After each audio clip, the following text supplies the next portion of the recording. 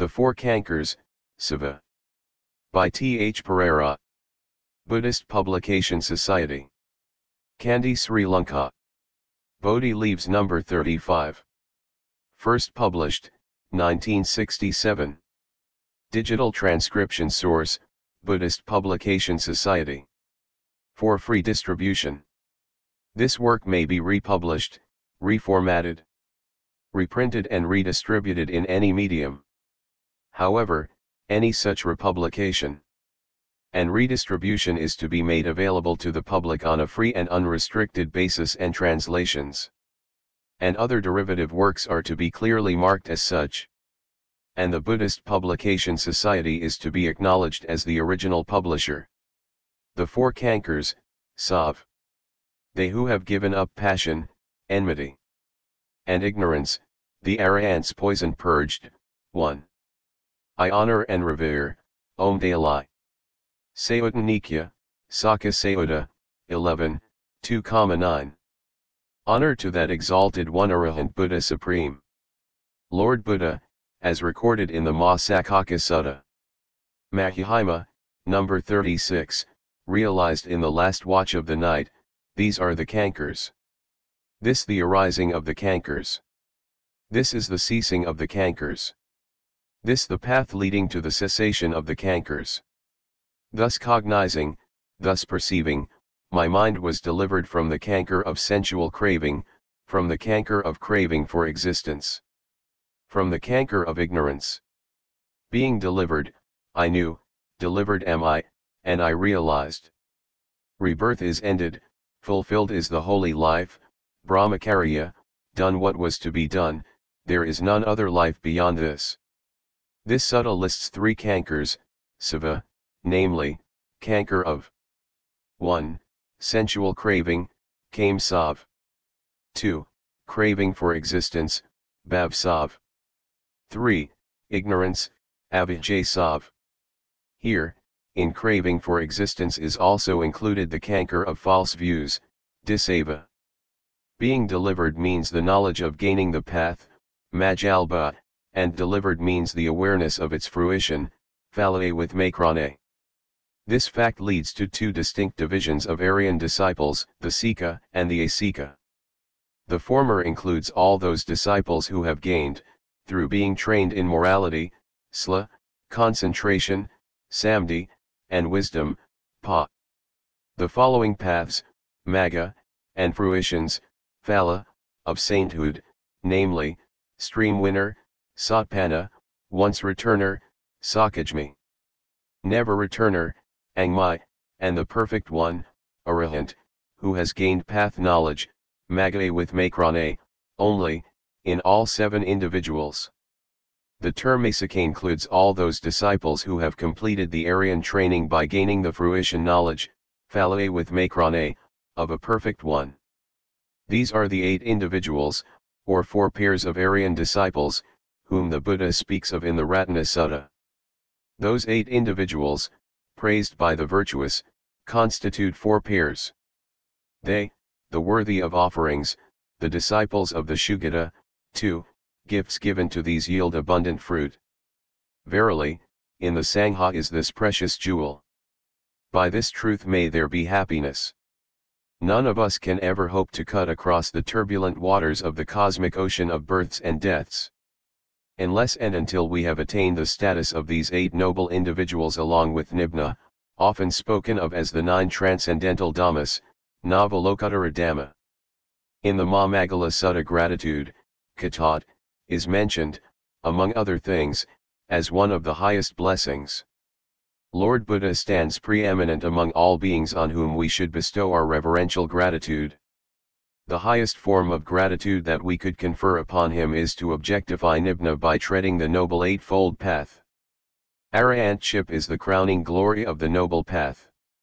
It should be noted here that arahantship or deliverance from suffering is synonymous with Nibbana. 3. An arahantship is attained by the total destruction of the cankers, savas. I make this assertion on very good authority. At verse 93 of the Dhammapada the Blessed One says, Yas sav parikharasiye ani saito. Suneto animato si avimokhoya sagakaro. Case va sakantna pudatasa duranaya. He whose cankers are destroyed, he who is not attached to food, he who has deliverance, which is void and signless. As his object his path, like that of birds in the air, cannot be traced. 4. For the benefit of most of us who are worldlings. 5.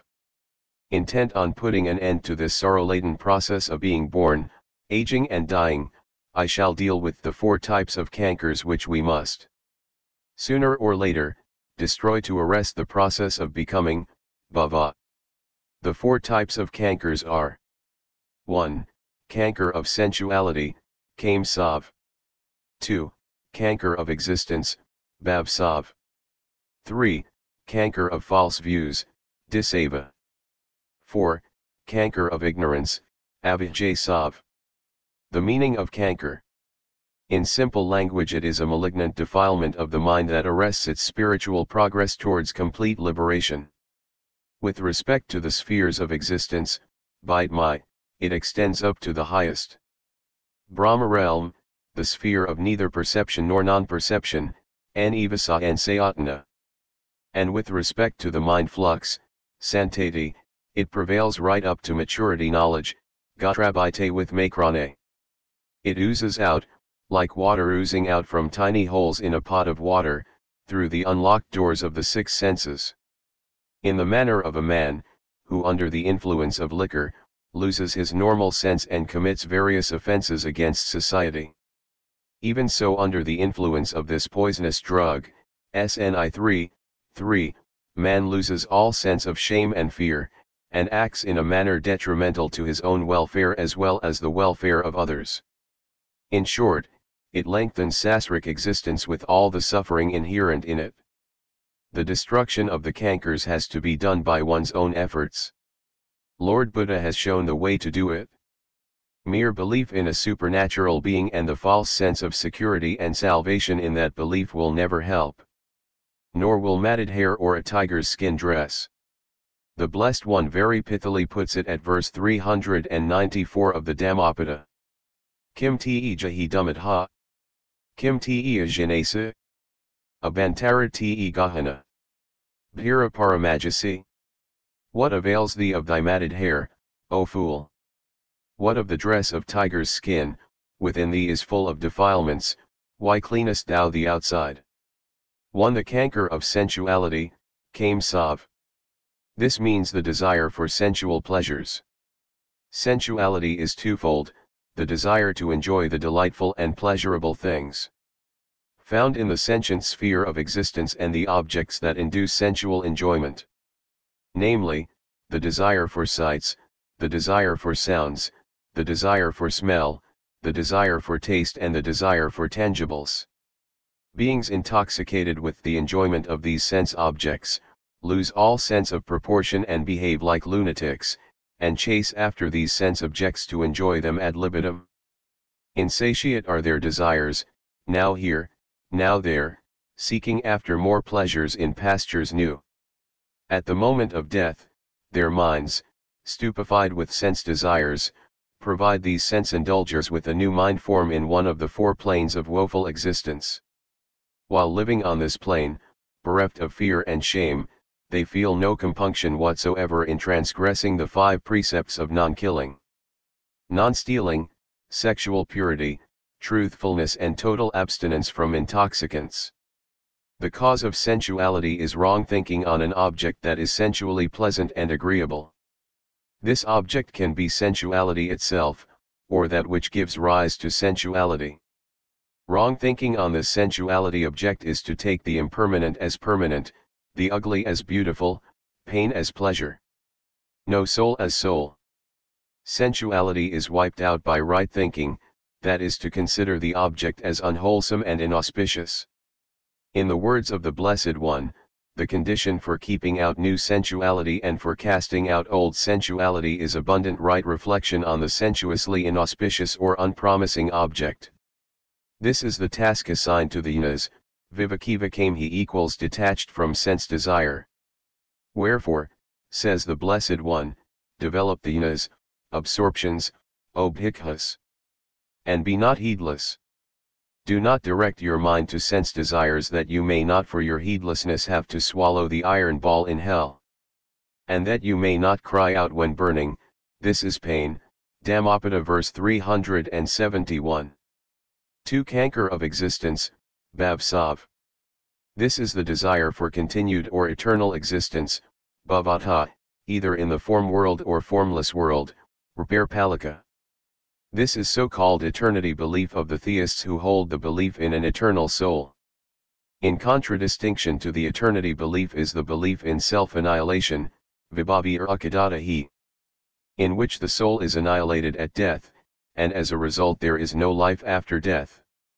This is the doctrine maintained by the materialists. Lord Buddha rejected both these beliefs and taught the middle way, based on the natural law of cause and effect, or kamma, action-reaction. It must be clearly understood that kamma is the volitional act and its result or reaction, vipka, follows the act. The principle involved is good begets good, bad or evil begets bad or evil. Hence it is kamma that results in birth either in the form world, rupaloka, or in the formless world. A person who is dissatisfied with sense desires, a really refined and holy person develops his mind, vaidvan, to gain concentration, samatha or the yanas.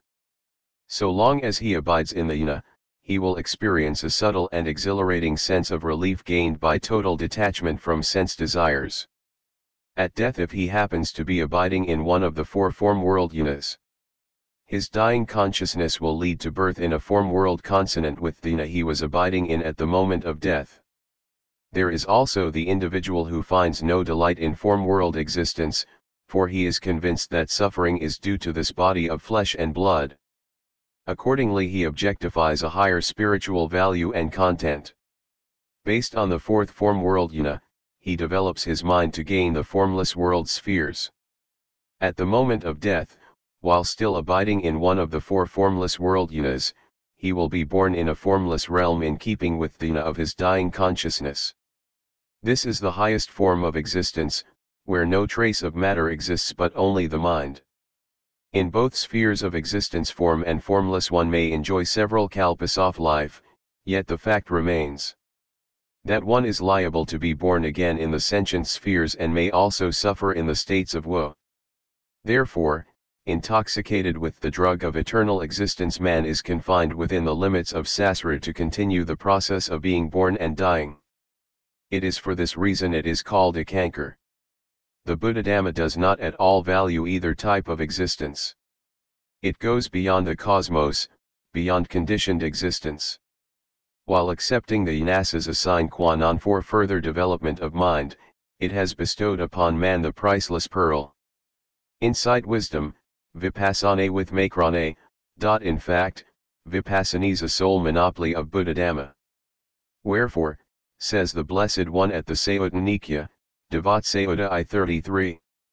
They that have lust and hate and nescience, 6, spurned, the arahants, immune from deadly drugs. 7, for them the tangle, 8, all unraveled lies. Where mind and body wholly cease to be. And earthly sense and sense celestial. Here is the tangle riven utterly. 3. The canker of false view, disava. The Brahmajala Sutta or the Discourse on the Supreme Net, Dga Nikaya Sutta 1, gives us a list of 62 beliefs, daihi, current in the time of the Buddha. These beliefs are compared to a net in which beings are caught and made to run hither and thither and from which no escape is possible. Such is the fate of all mortals who are infected with the canker of false beliefs. There is, in this sutta, a very interesting and illuminating passage which speaks of the beginning of theistic beliefs. Here, a person at the end of his unique existence in the world of Brahm, is born on this earth. He leaves home for the homeless life and practices asceticism. At the height of a unique experience, he beholds the Brahma world from where he came. But, mind you, he does not see beyond. In a moment of ecstatic emotion, he rushes to the conclusion that, at the beginning, heaven and earth and everything in it was the work of God, the omnipotent, the omniscient, the all-seeing, the Lord of all, the Creator, the Most High and Almighty Father of beings that are and are to be. This illustrates how various theistic beliefs have arisen, and also explains the various inconsistencies and contradictions in regard to God and the creation, in regard to his nature and intentions, and in regard to man's position in relation to God. All these divergent views are due to the fact that one attempts to expatiate on his limited experience in order to build up a concept of universality, the fallacy of part for the whole. This is the bane of conceptual ideas, which necessitates periodical revisions to harmonize and accommodate them in the light of the scientific knowledge. Truth is truth, it is indivisible and cannot change. Lord Buddha speaks of himself as the Tathagata. One of the interpretations of this multi-meaning word is, he practiced what he preached and preached what he practiced. There is an attempt made by men of goodwill and understanding to harmonize and blend and bind together the truths in all faiths. It is a praiseworthy attempt in so far as it tends to arrest the growing malaise of irreligion, of religious fanaticism, of religious discrimination, and the insidious attempt to proselytize the heathen to the true faith. But partial truths will never help anyone to gain total emancipation from suffering. No wonder that I heard, the other day, a distinguished Christian prelate, remarking that he believed in Kamon, the Noble Eightfold Path, as the solution to man's ills. But he advised his audience to infuse the Spirit of God into its working. This Spirit of God, this soul, this ego, this divine spark, this eternal entity forms the central core of all theistic faiths. It is chiefly because of this belief that Lord Buddha calls the third impediment to sainthood the canker of false beliefs, upon which clings the eternity belief, Sasatadaihi, and the belief in annihilation, Akatadaihi. In the Mrasayutta of the Sayutta Nikaya 4, 2, 6, the Blessed One says, the body's shape, 9, all that we feel, 10, perceive, 11, and know by sense, 12, and whatso will hath planned, 13. This Kong Aries whoso doth know it well. That's is not I, that is not mine, he thus breaks from its charm. Him thus dispassionate. The self at peace, all fetters left behind. Him, though they hunting seek in every sphere of life, the hosts of Mrinair will find. 14. Of all these deists most vicious, the most pernicious and the most inimical to spiritual progress is moral nihilism, Nathakavita. One holder of this retrograde doctrine was a prince called Pisi, DN 23, who propounded the following. 1. There is no life after death, i.e. no rebirth. 2. All beings are born through parents alone, there is no other source of birth. 3. There is no result, vipka, of good or evil acts, in other words karma is a myth. Then there is another form of dyak known as confirmed or absolute skepticism, Nyatamichdayi, which is the denial of all that is good, noble and pure in life, the heresy par excellence. 4. The cankers of ignorance. The Dhammapada verses 242 and 243 illustrates very eloquently the taint of ignorance. Misconduct is the taint of a woman. Stinginess is the taint of a donor. Taints, indeed, are all evil things, both in this world and in the next. A worse taint than these is ignorance, the greatest taint. Abandoning this taint, be taintless, O bhikkhus. Translo en Radathera.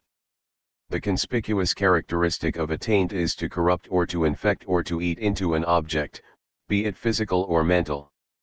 In this sense the canker of ignorance eats into man's moral fiber and debilitates his mind to such an extent as to make him consider evil as good, the unpleasant as pleasant, the impermanent as permanent, the unreal as real, soullessness as the soul, and so forth.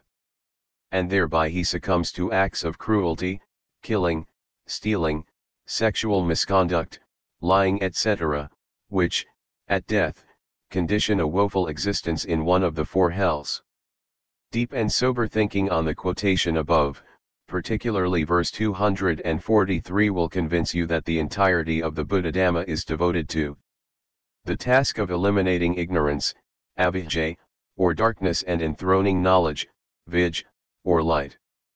You will agree with me that you and I have been and are being chained to the wheel of life, sasra, in a long running on and faring on both for me and for you. Because of ignorance or darkness, until that glorious awakening when we, in the full glow of knowledge or light, shall penetrate the Four Noble Truths. This is suffering, this is the origin of suffering, this is the cessation of suffering, this is the path leading to the cessation of suffering. And thus put an end forever to this sorrow-fraught process of being born, decaying, and dying, sasra dukkha. Then and only then shall we make our final bow, our final farewell to sasric existence or becoming. It is not my intention here to dilate on the causal nexus, paiksasamupta, or the will of life, in which ignorance, avijja, is a basic condition for the coming into being of this mind-form flux. It is also by the total eradication of ignorance that the mind-form flux ceases to flow. I take it that every genuine Buddhist, who is interested in putting an end to this mind-form flux with its inherent suffering, has made it a daily routine practice to meditate on the causal nexus along with its 12 dependent conditions. For who sees uprising by way of cause sees Dhamma, who sees Dhamma sees uprising by way of cause. Yo paiksasamupta passati so Dhamma passati, yo Dhamma passati so paiksasamupta passati. Ignorance, avijja, and delusion, moha, are taken as synonyms. To my mind, it appears that there is a subtle distinction between the two. The Pali word avijja literally means not knowing and moha literally means delusion. The former is the inability to know or see things as they really are, while the latter clouds an object and obscures mental vision. It is a mental state, cetasika, and is the parent of greed, labha, and ill will, dosa. In the Sayutta Nikaya, nibbana is defined as the extinction of greed, ill will and delusion, ragakhayo dosakhayo mohakhayo either vukati nibbana. Wisdom is the very opposite of ignorance. It is wisdom, transcendental wisdom, that eliminates ignorance and leads to the realization of the Four Noble Truths. In the Dhammacakkappavattana Sutta, Vinyamavagga and Sayutta Nikaya, Lord Buddha concludes his inaugural address to the 5 bhikkhus of Isapatana with these words pregnant with the joy of deliverance. And there arose in me the knowledge, with makrana, and insight, dasana, unshakable is the deliverance of mind, this is my last birth, and now there is no existence again. It is crystal clear that these two attainments, knowledge and insight, dispelled ignorance, avijja. Here ignorance stands as a mighty impediment all through sasra, obstructing spiritual progress on the one hand, and on the other hand generating fuel for fresh rebirth and storing it in the accumulator of volitional activities, sakras. Of course, all these 4 cankers taken as mental states, cetasikas, come under labha, dosand moha. Of these cankers, savas, the canker of sensuality is eradicated at the stage of angmai, the canker of false views is eradicated at the stage of satpana. While the cankers of existence and ignorance are eradicated at the stage of arahanthood. Nibbana can be attained only through the total eradication of these 4 cankers by extrasensory wisdom, which stands as the apex of the Buddha's noble eightfold path in its triple division of morality, sla, concentration, samdhi, and wisdom, pa. Let us step into the chariot and take the straight road that will bring us to Nibbana's presence. I shall conclude this essay with an appropriate quotation from the Devat Sayutta of the Sayutta Nikaya, SN 1:5, 6. Straight is the name that road is called, and free from fear the quarter whither thou art bound. Thy chariot, 15, is the silent runner named, 16. With wheels of righteous effort, 17, fitted well. Conscience the leaning board, 18, the drapery, 19. Is heedfulness, the driver is the law. I say, and right views, they that run before. 20. And be it woman, be it man for whom such chariot doth wait, by that same car. Into Nibna's presence shall they come.